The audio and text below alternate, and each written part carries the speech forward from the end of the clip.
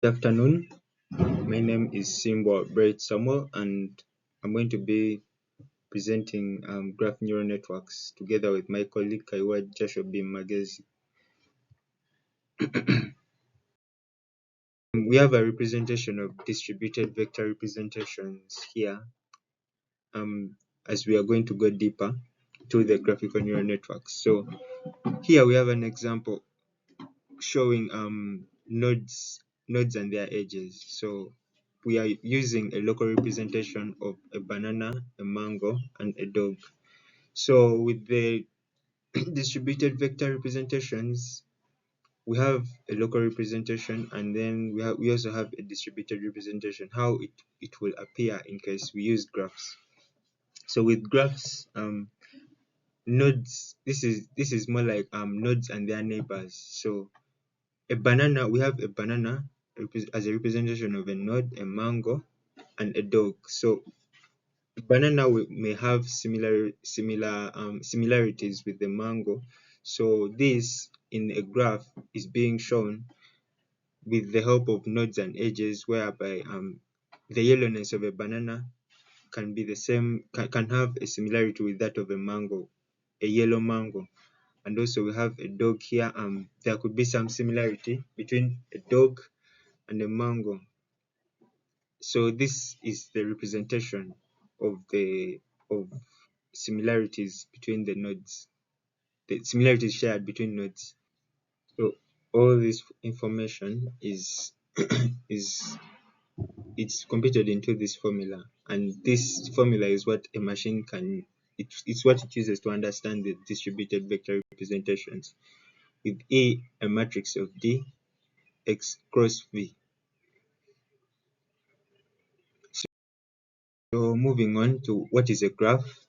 A graph, this is a type of data structure that contains nodes and edges. As you can see here, an example of a graph structure with nodes and edges. Nodes being the endpoints or other entities. It could be a place, it could be a person, and then the links between these two nodes is what we call is what we call the edge. So a node can be a person, as I've said before, can be a person, a place, or thing, and the edges define the relationship between nodes. So the edges can be directed and undirected based on directional dependencies. So the edges graph neural networks. So what is a graph neural network? Graph neural network Graph neural networks are special types of neural networks capable of working with the graph data structure. So they are highly influenced by convolutional neural networks and graph embedding. So what are these convolutional neural networks? Well, they deal with image classification generally. And so with the help of graph neural networks, we are able to do this image classification as well, in form of a way to predict classes. For example, we could have a class that involves grids, and then we also have pixels. So with the help of graph neural networks, working hand in hand with the convolutional neural networks for image classification, we can group these classes. So, and then we have they are highly influenced by convolutional neural networks and graph embedding. So we shall see graph embedding later on. Then so graphical neural networks are used, they are used in predicting nodes, edges, and graph-based tasks. So here we have an example of a graph neural network. So we have a graph representation of our problem, whatever problem it could be. For example, here in our project we are dealing with the Alzheimer's disease prediction and frontotemporal detection.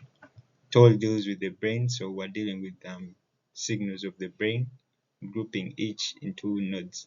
So leaving that aside and coming back to context, we have a representation of our graph, nodes and edges. So the nodes are the entities.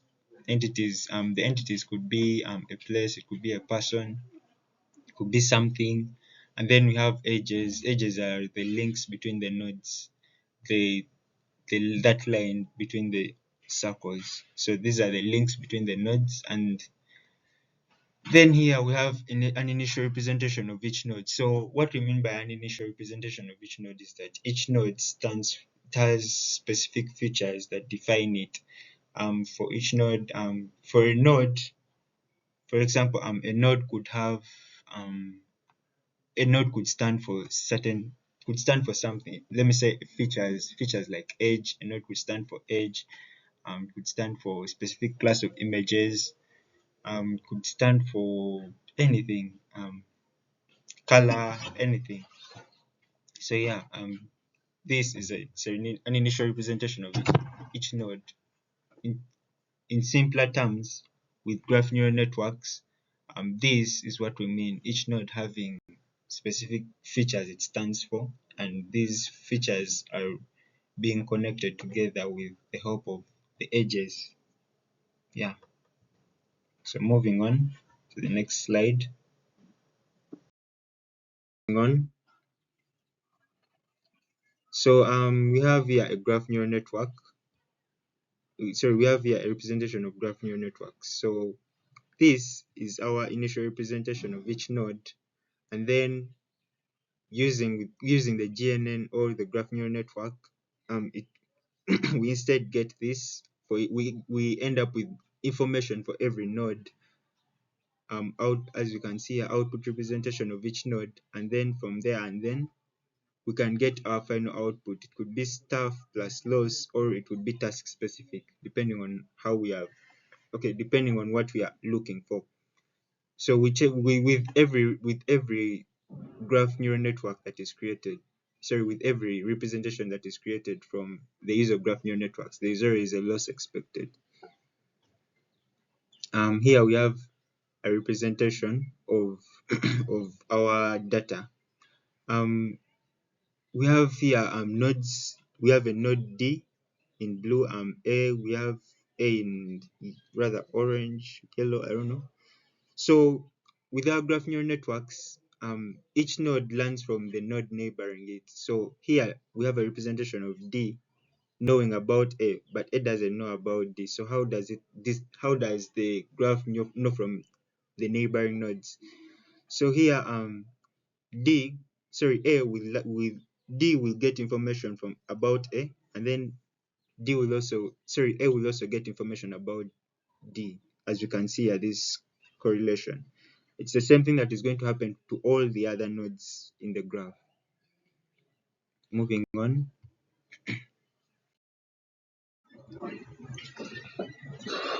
So neural message passing.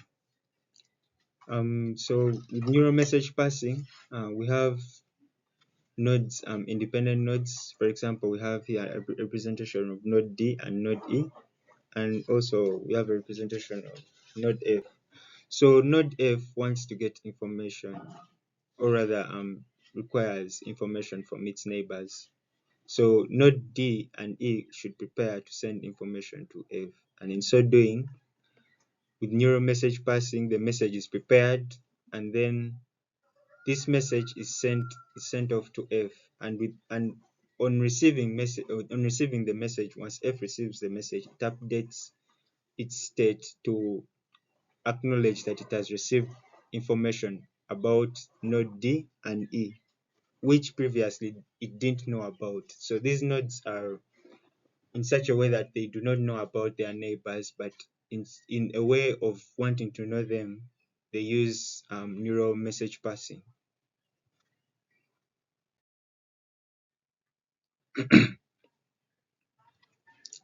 So we can see here a representation of how it's all done.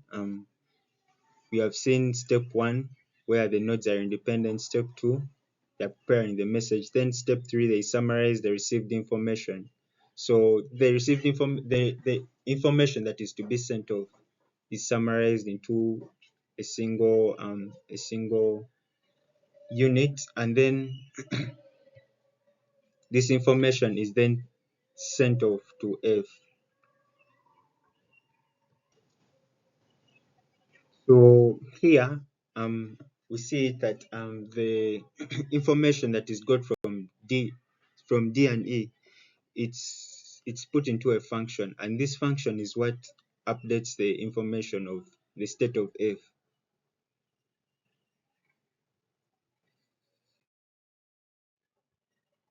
So this is the function, and this is how it looks like. So information, once the information is summarized, once it reaches this point to be delivered to F, it's first computed into a specific function, and then after this function is computed, the state of F is then changed to the new state to show that it has received information about D and E. And this goes on for all the other nodes. As you can see here, this happens to all the different nodes. We have node A, we have node B, E, D, F, G, and C. So each node gets to learn about its neighboring nodes, and the neighboring nodes get to learn about their neighboring nodes. So it all goes on for the whole graph structure until each node knows the features of its neighbors.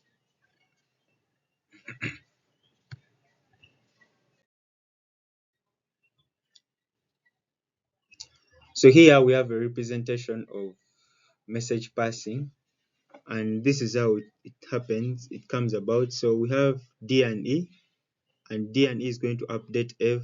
And so for the first time, let me say this is the first time D and E are sharing information to F. So for t equal to 0, they are going to share information to F. Then for t equal to 1, F is going to receive this information. Then for t is equal to 2, the information is again going to be shared. It keeps on sharing the information, like each node keeps on updating with the new information it has gained, updating the next node, and the next node updating the next node. So it goes on in a sequence.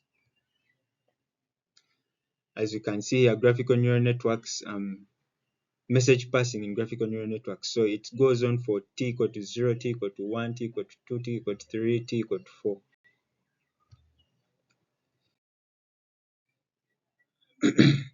um,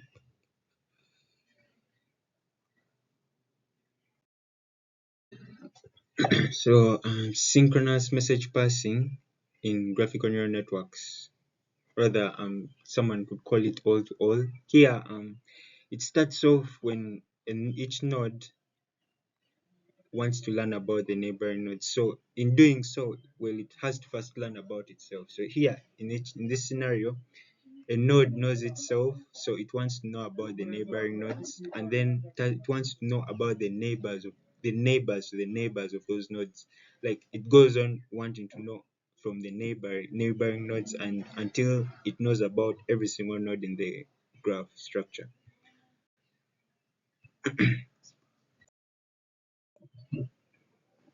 Here we have an example of what we are talking about. Each node knows about itself, and then it wants to know, and then okay, yeah, each node knows about itself.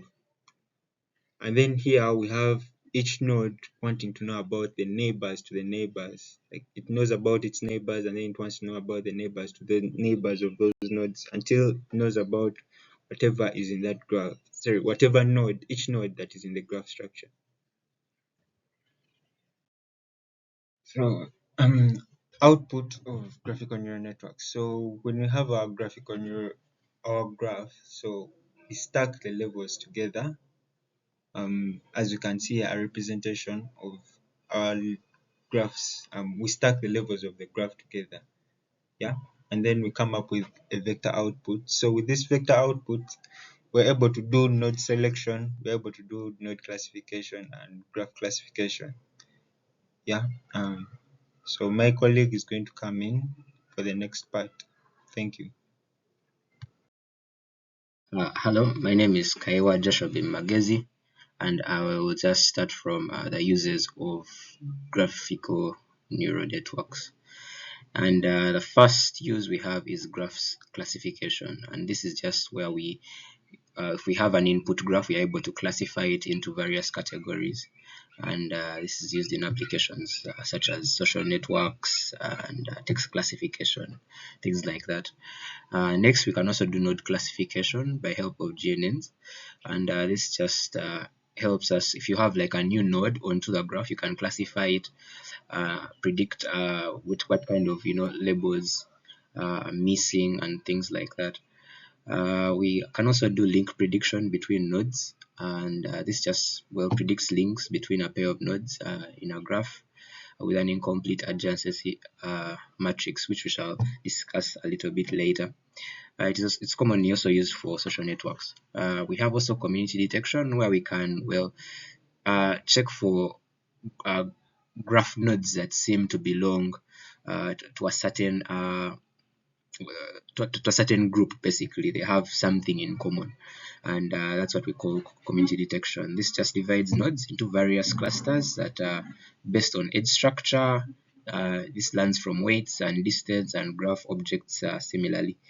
We also have graph embedding, and this is where we're able to map graphs into vectors, and that's basically it, where we find relevant information on the nodes, edges, and all of that. We represent it in a vector, as my colleague explained earlier.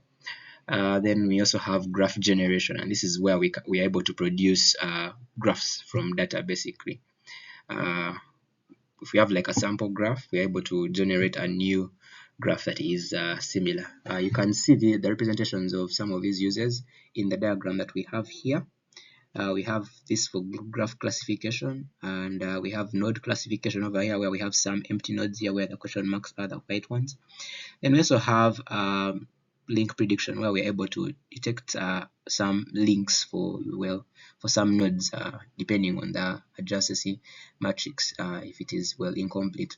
Then we have community detection, where we are grouping where we're able to group those graph nodes into communities or clusters. And we have graph embedding, where we're transforming it into a vector, and graph generation, where we have a pair of die, the output being transformed into a graph. And proceeding, we shall also talk about the types of graphical neural networks. We have about 4 major types, where these include graph convolutional networks, and these are also called GCNs. These look a little bit like CNNs, which are convolutional neural networks. We also have graph autoencoder networks, recurrent graph neural networks, and lastly, gated graph neural networks. These are a sort of adaptation of RNNs, and these diagrams help to illustrate that a little bit. And we talked about this being neural message passing, and in GCNs, neural message passing is basically done the same way, only that the function that updates the state of F uses that formula that we have down there, where we'll have to sum up all the the h n of subscript t, basically. We sum all of them up, and then we shall multiply by a weight, as you can see.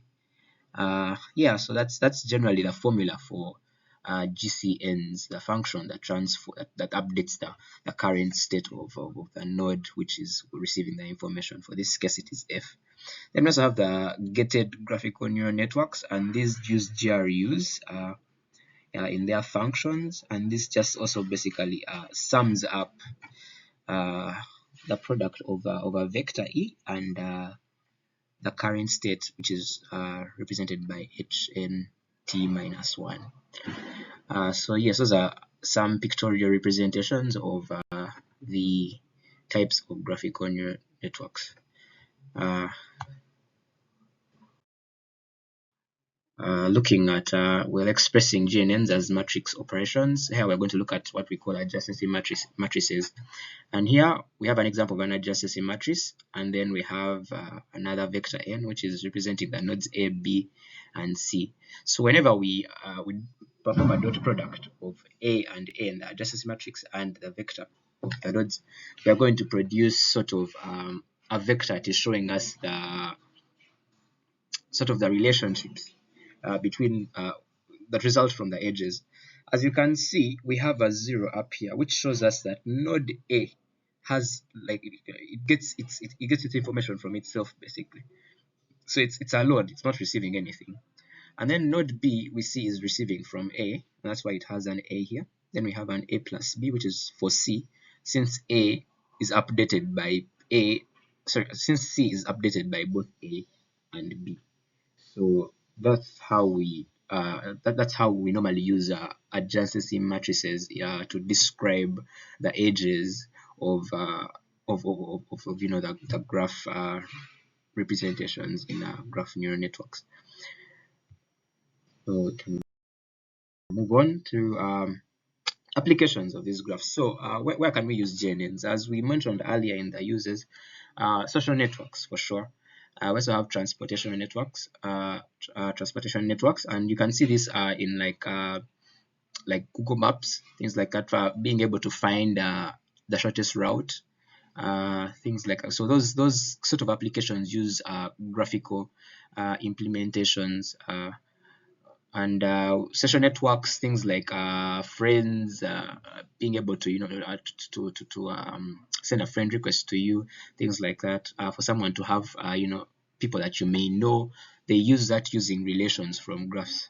So that's how it's applied in social networks. Then biological networks, this is just used in study of molecules and relations between species and things like that. We're able to track that using graphs in GNNs. We can also use this in financial markets. Then, of course, there's a representation of chemical molecules. This is very similar to the biological networks. As you can see an image here that sort of represents this very well. We have a molecule being shown and in form of a graph. And these are the different sort of like permutations that you can have for that node.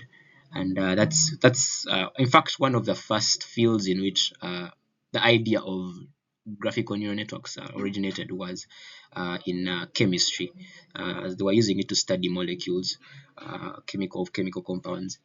And we also have debugging. This is an implementation in programming. As you can see here, we have a variable misuse task, an image up, the upper image. You can see a blue strip, and we're going to use this to explain a sort of bug where, as you can see, we declared a variable first, class, and we have another variable called first. So what variable would go into this function call of not null? And that's what we are going to try to check for using graphical neural networks. We're also going to talk a little bit about programs as graphs. If you have like a piece of code written, for example, here we have an integer declared. And this integer is showing us as is named sum positive, where this integer is going to be initialized to a 0. Sorry, this is a function call, my bad. This is a function, an integer, which is going to return an integer, of course. So when you have an integer sum, which is initialized to 0, we're going to run it through a loop, then an if statement, update that sum variable, and then return that sum variable, which is an integer, basically. And we can sort of track and represent this as a graph. As you can see in this second diagram to its right, we see these values like I being mapped to where they're going. So we see that I is in fact being passed into the array, right? Because there's an if the array, then the array is being mapped to the well, in the function there were parameters that were passed with it, and we see the array in there, so it is mapped there. Then we also have the lim, the integer lim, and it is being mapped to the parameter in the function, in the declaration of the function. So this a program can also be represented as a graph depending on the relations between the variables that were well passed into the function and then how they are being used inside the function. That is also a way to see how graphs can be implemented. This is also just talking about the same thing, programs as graphs, and which is what I was explaining in the previous slide. So we can have an expression statement coming to an invocation expression, which can either go into an argument list, a member access expression, then we shall have assert dot null into the bracket, and yeah, which is basically this. So this line is also being represented as a graph down here, since the assert is related to the dot and which is related to the not null, as they are, well, they are keyed here. We have a next token and an assistant child. Okay, so then just talking about data flow in while using graphs for this case. So we have x and y declared using a function called foo, and we're going to run a while loop, and this while loop is being updated continuously. So we see that we have a while loop saying while x is less than 0. So this x is obviously got from the declaration up here of this variable x. So then this x is brought into this loop. It is updated. It is also having a relationship with itself. Of course, then it has a relationship with the variable that is up here. So whenever we look at these relations, even y is also having a relationship with what is down here in the loop. And this is basically how programs work, because there are relations between these variables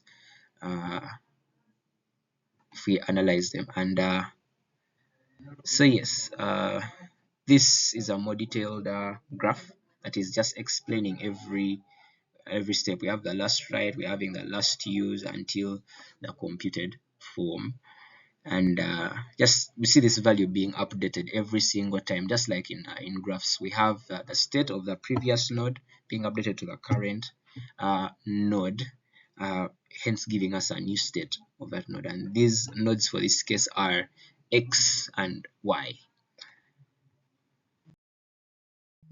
Then just to discuss further, this is a more complex graph representation of that piece of code there that I talked about earlier of a function. And this is the solution for the variable misuse that we encountered earlier on. So we see that we can actually create a sort of graph between well, these statements of code to find out where exactly, like which variable is fitting for this place, is the correct one for this place. So we have a slot here, which is going to be our position for the error, basically. So if we put the wrong figure here, then the graph is going to be disrupted, sort of, and that's what will enable us to trigger that error. For this variable misuse. So what we're going to do is try to find the closest node, because we're learning from our neighbors. The closest node influences the state of that node compared to a node, let's say, that's very far away from it. So we can actually map, let's say, class as the variable name. The variable class has a node connecting. Well, here we see it mentioned in .not null in the first line, .not null into brackets class. It's also connected to the variable that was declared. Then we also see it down here in assert.false class, which is there. And so that we can draw connections there. Then we also have the variable first. So first is connected to the declaration, and also it is mentioned down here in assert.echo. So we see that, in fact, given the way that these graphs flow, if you look at the way class flows, it has a node pointing to the variable and a node pointing to the not null function, right? And it also has a node that is coming to it from a statement that is below this statement where we are trying to find the issue. So, but we also realize that this class variable substitute is actually, in fact, further from the slot in relation compared to the first variable. So naturally, in this graph, first should be the one that will come and fill up this place. In other words, we should have a relationship between slot and first. Yeah. and that's how normally debugging is done using graphs. So make the representation, we have the goal here is to make a representation of slot as close as possible to the representation of the correct candidate node, which is first, as I was trying to explain. So we have other models as special cases of GNNs, and these include convolutions, and this just explains how convolutions are basically connected to GNNs. And as my colleague mentioned earlier, that GNNs were basically derived from CNNs. How? We're going to imagine that this grid here is pixels, let's say, since CNNs work better with images. And we can, every pixel sort of has a relationship with the pixels that are around it.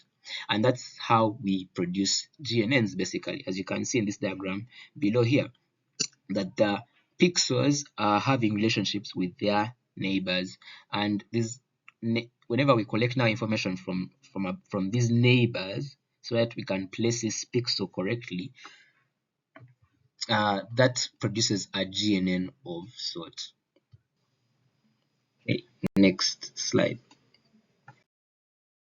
Okay, so this produces the image and the explanation quite better. Since we have these pixels that are highlighted, we have relationships between this red one and the white ones. So we can produce a graph out of that. And this is how graphical neural networks are formed in relation to convolutions or CNNs. And next we shall talk about deep sets. And this is another case, which is a model that utilizes GNNs. And here, well, you have images, very, very many images. And these images are grouped according to like different characteristics, as you can see on the side here. So we have people with, that are attractive, and yeah, and many other groups. So depending on the image and its group, we have a place where we have put it in that data set. So graphical neural networks help with this in this way, that every node is learning from the other node. So this is what deep sets basically do. As you can see, this is a miniature explanation of this image. So assuming that we have the nodes A, B, C, D, A wants to know about B since it's connected to B, and also, sorry, this is D. A is connected to D, and it wants to know about D as its neighbor, but D also wants to know about A. Then we have C also knowing about A, and A knowing about C. So we have a sort of double, we call it bi-directional by relationships, bi-directional edges basically in graphs. And this is what deep sets are normally about, because we want to know every single relationship that is connected to every node. And that's how deep sets basically work. So we're able to group all of these pictures depending on the relationship that they have amongst themselves. So we want to know where every picture lies basically, and which group it falls into. And that information is collected using this application of deep sets, where every single node knows about all the neighbors and has information about every single neighbor. So this is just sort of like deep learning, like you want to know everything. Yeah. And just discuss a little bit about the disadvantages of graph neural networks. So most neural networks can go deep to obtain better performance, whereas GNNs are pretty much shallow and mostly within 3 layers. So since a graph can become so huge, we have to sometimes limit the amount of levels that we're going to search. And this limits us from achieving state-of-the-art performance on large data sets basically. Then graph structures are constantly changing, and this makes it harder to train a model with this sort of method of using GNNs. Then deploying the model to production faces scalability issues as networks are computationally expensive, and if you have a large and complex graph structure, it will be hard for you to scale like GNNs in production. As we said, updating these things is going to be very hard, especially if they become so big. Storing all that information about the the neighbors, that is going to prove problematic. It's going to be you're going to face problems with space, and so sometimes you may have to actually forget the information that you have accumulated. Now, finally, we're going to talk about the code implementation of GNNs, which are for which we're going to use the GCN model for this implementation, which is a graph convolutional network. We talked about this earlier. And we're going to use the PyTorch geometric library. As you can see, we're going to import some modules from it. We're going to import the GCN conv from the torch geometric.nn, and then we're going to import torch.nn function known as f. So we're then going to create a class, and this class we're going to name it GCN, and this class is going to inherit from torch.nn module, which is going to be the parent class. And then we shall create a constructor method, as well as we do for in Python. Whenever we create a class, we have a constructor method that comes first, which we name the init method. And here we shall give it a parameter of hidden channels, and this just specifies the number of hidden channels in the GCN layers. And so in this constructor method, we are going to also declare a random seed, and we shall set it. For this case, we're using 1, 2, 3, 4, 5, 6, 7.